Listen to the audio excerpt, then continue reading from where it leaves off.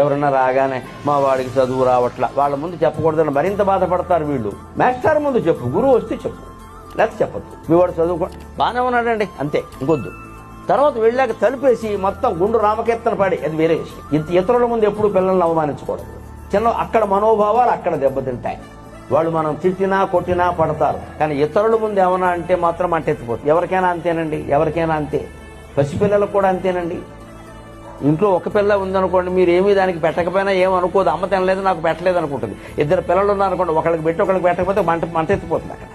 అంటే ఏదైనా అంతే పోలిక. పెద్దవాళ్ళకే ఉంటుంది, చిన్నవాళ్ళకు ఉండదా?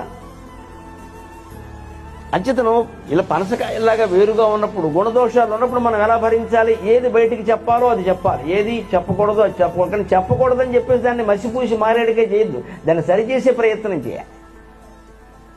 అప్పుడే మనిషి బాగుంటాడు ఖచ్చితంగా.